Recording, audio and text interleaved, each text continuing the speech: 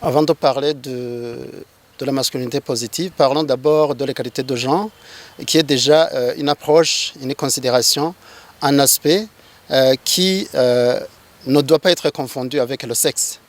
Le genre, c'est quelque chose de construction sociale, alors que le sexe, ça a trait avec une considération purement biologique.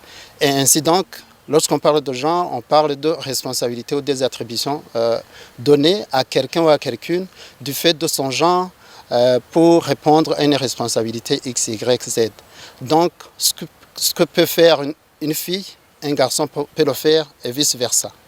Et ainsi, par rapport à la masculinité positive, c'est une approche, une stratégie, une méthode de promouvoir les droits humains, l'égalité de genre, sans que l'homme ou le garçon se sent un peu écarté de ce combat. Donc, ça doit être l'implication, le rôle du garçon, le rôle de l'homme dans la promotion de l'égalité de genre. Et cela, on espère bien que c'est un aspect qui présage déjà de réussite, de bons fruits par rapport à cette lutte de l'égalité de genre et par conséquent des droits humains. Voilà justement la réalité dans les campagnes ou dans les villes, un message pour ces hommes dans cette campagne justement, dans ce combat de lutter contre ces violations faites contre les femmes. Cette question est assez importante, d'autant plus que la réalité varie d'une localité à l'autre. En milieu urbain, la réalité n'est pas aussi identique qu'en milieu rural. Un message que je dois donner, notamment à l'endroit de la communauté rurale, c'est que ce combat, cette lutte, ne doit pas être géographiquement situé ici en ville ou dans la campagne. Ce doit être un combat conjoint, un combat commun, compris comme un fléau qui guette toutes les familles, qui guette toute la communauté. Dans la communauté, notamment, il y a aussi des marginalités, je dirais, positives, ou par exemple sur le plan de la succession, un papa peut bien décider de faire un partage équitable entre ses enfants sans discrimination des filles.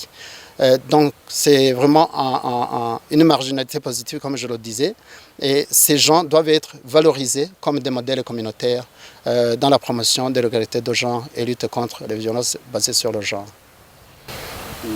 Et concernant les conséquences liées à ce non-engagement des hommes dans cette campagne, dans cette lutte,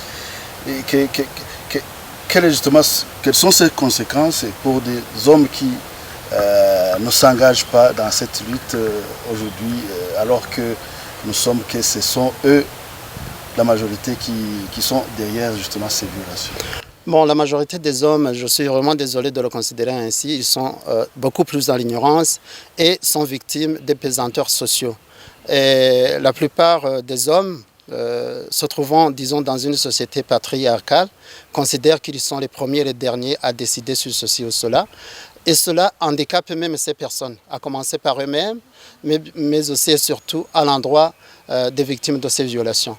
Les conséquences sont assez énormes, notamment en ce qui est de la promotion du développement communautaire, la gestion des ménages, etc., y compris notamment dans la gestion des conflits sociaux.